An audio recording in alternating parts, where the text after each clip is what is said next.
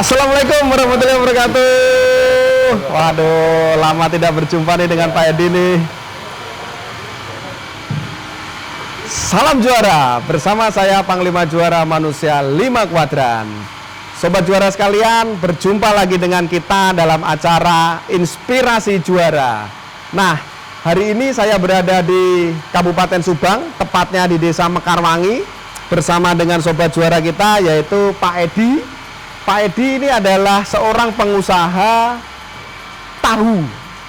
Ada 2 jenis tahu yang dia produksi, yaitu tahu kuning dan tahu putih. Nah, Pak Edi bisa diceritakan ke sobat juara sekalian bagaimana ceritanya Pak Edi bisa masuk ke industri tahu ini, Pak? Oh iya, boleh Pak, saya ceritakan. Pertamanya saya memang terinspirasi karena di desa saya belum ada perusahaan tahu. Oh, tahu belum ada ya waktu itu ya? Sementara tahu ini adalah salah satu kebutuhan untuk kebutuhan pokok ya Mas.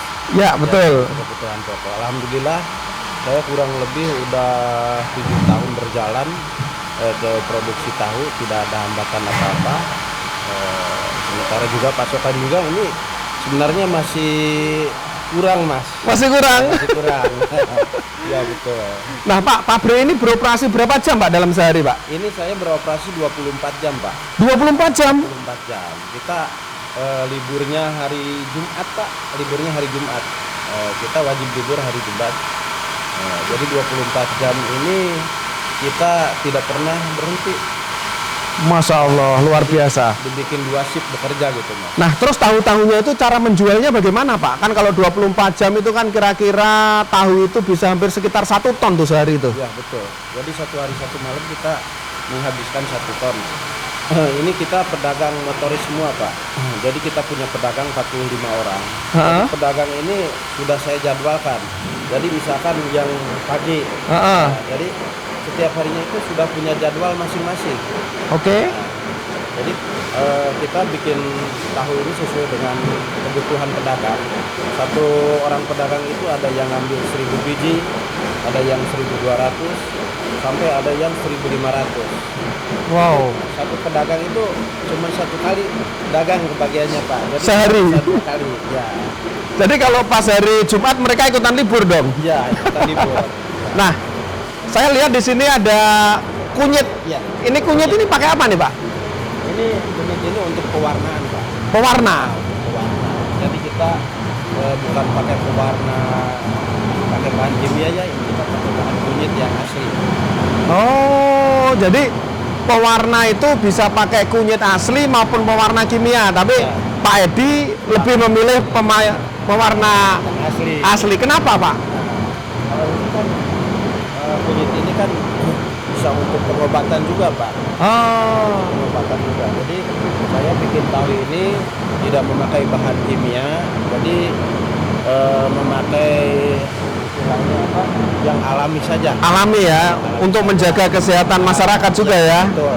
Karena mulai dari anak kecil sampai kakek nenek juga makan tahu. Kalau makannya bahan-bahan pengawet kan ya, merasa nggak enak gitu ya. Nah sobat juara sekalian, yang sangat istimewa dari Pak Edi ini adalah beliau pernah bekerja di Korea sebagai tenaga kerja Indonesia ya Pak? Ya, TKI. Sebagai TKI ya Pak, bisa diceritakan Pak, waktu di Korea itu tahun berapa dan di sana kerjanya apa Pak? Saya pada waktu itu berangkat ke Korea tahun 2001 sampai 2012, berarti kurang lebih 12 tahun ya Pak. Nah 12 tahun saya bekerja di sana. Pertama bekerja saya di Korea sebagai tenaga kasar Pak. Tenaga kasar? Sebagai tenaga kasar. Saya bekerja di pabrik PCB. Oke. Pabrik PCB elektronik ya. Kurang lebih 2 tahun 10 bulan karena waktu itu kontraknya 3 tahun TKI itu. Setelah 3 tahun pulang harusnya. Cuman pada waktu itu saya nggak pulang Mas. Oh gitu. Karena saya belum banyak modal. Belum tercapai target ya? Belum tercapai target. Jadi saya di sana itu datang ke KBRI, konsultasi dengan orang KBRI, terus ngasih solusi sama saya. Kamu kalau belum banyak uang, ngapain pulang? Oh gitu? Ya, Jadi mending bekerja aja di sini. Kalau kamu pulang, kamu berarti kan harus proses awal lagi ya. Ntar seperti awal. Gitu. Ya. Jadi kan kalau kamu ada nasib bisa cepat berangkat. Nah, aja kamu kabur aja. Gitu.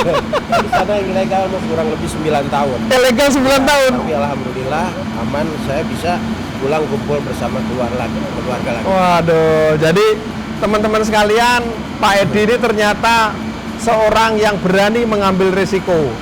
Tapi ya kalau ilegal di negara orang itu pasti berdebar-debar ya Pak ya. Tapi alhamdulillah beliau udah bisa pulang kembali ke desanya di Subang dan sekarang membangun desa Subang dengan mendirikan pabrik tahu ini. Karyawannya ada berapa Pak total Pak? Karyawannya totalnya ada 14 orang. Ada 14 orang karyawan yang bekerja di sini, berkarya bersama Pak Edi membangun pabrik tahu ini. Pak, tahu ini kalau di sini dijual berapa Pak per satunya Pak? Kalau per bijinya kita jual murah Pak, cuma 400 rupiah. Per bijinya cuma 400 perak. 400 perak. Kalau di konsumen, nyampe konsumen berapa Pak? Kalau di konsumen ada yang 6.000, Oh, ada yang 5.000 juga. Oh, ada yang 600, ada yang 5.000, tergantung pedagangnya. Oke. Nah, teman-teman sekalian, tahu ini kan bahan baku utamanya kedelai ya Pak ya? Betul. Kira-kira kedelainya itu kedelai lokal atau impor nih Pak? Kalau kedelainya kita memakai kedelai impor Pak. Oh, impor ya? Kita di sini yang diambilnya itu acinya Pak. Oke. Kalau pakai kedelai lokal, jadi acinya itu kurang. Oh. Kedelai lokal itu bagusnya untuk tahu Sumedang Pak. Oh gitu. Tahu Sumedang. Kalau ini jenis tahu apa nih Pak yang diproduksi Kalau di sini? Di sini jenis tahu takus Pak. Ini Tahu khas takus. Bandung, ya. Oh, tahu takus khas Bandung. Nah, jadi kita ini prosesnya, jadi dipres Pak. Jadi ngisi tahunya itu. Oh, padet ya jadi tahunya. Ya. Bukan kayak tahu Sumedang yang Ya, kopong itu ya. kopong itu bukan. Nah, jadi memang ada macam-macam tahu teman-teman. Ada tahu Sumedang, ada tahu takus ya. Ya. Ada tahu Kediri juga, tahu takwa Iya. itu ya, yang Iya. paling banyak amal ibadahnya itu, tahu takwa itu. Ya. Ya. Nah, teman-teman sekalian, tentunya bukan menjadi hal yang mudah ya Pak, dari seorang TKI terus kemudian bertransformasi menjadi seorang pengusaha tahu. Apa Pak yang menjadi motivasinya Pak? Jadi di sini kan terus terang di desa saya itu kan susah mencari lapangan pekerjaan. Jadi setidaknya saya sudah bisa membantu kepada khususnya warga saya ya, warga desa Mekarwangi dan juga warga desa lainnya Pak. Saya di sini kurang lebih pedagang 50 orang Pak, pedagang motoris gitu. Yang ada di desa saya itu sekitar ada 25 orang. Terus yang lainnya luar desa Mekarwangi. Wow, luar biasa Pak niatnya Pak. Ada rencana mau buka pabrik tahu lagi di Kabupaten Sumedang atau kota lain Pak? Mudah-mudahan kedepannya saya bisa membuka pabrik. Wes, tentunya perlu perjuangan ya Pak ya. Ya, betul. Tapi saya berharap Pak Edi bertransformasi dari seorang karyawan yang bekerja di Korea gitu kan. Saya pernah 3 tahun di Jepang loh Pak. Luar Jadi biasa juga. kita pernah sama-sama menjadi TKI Pak. Saya di Jepang, Bapak di Korea gitu kan. Nah, tentunya tidak mudah teman-teman, terutama buat Sobat Juara yang sekarang menjadi PMI ya Pak sekarang namanya, bukan TKI ya. Bukan. Pekerja migran Indonesia yang ada di Taiwan, Thailand, Singapura, Korea, Jepang, Anda semua bisa terinspirasi dari Pak Edi ini. Nah Pak, kalau nanti dari teman-teman Sobat Juara ingin kontak Pak Edi, kira-kira Pak Edi mau nggak berbagi ilmu kepada mereka? Boleh Pak, boleh. Boleh ya? Siap. Wah. Siap. Yang terakhir nih Pak, Ya. kira-kira ada pesan apa Pak ke Sobat Juara agar bisa sukses seperti Pak Edi ini? Saya atas nama mungkin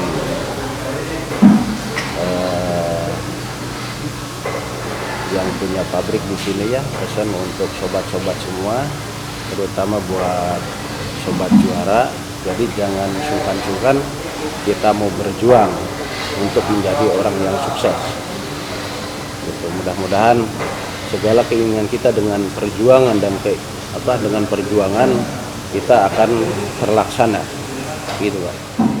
Nah, Sobat Juara sekalian, tidak ada kesuksesan tanpa perjuangan. Nah, itu pesannya dari Pak Edi.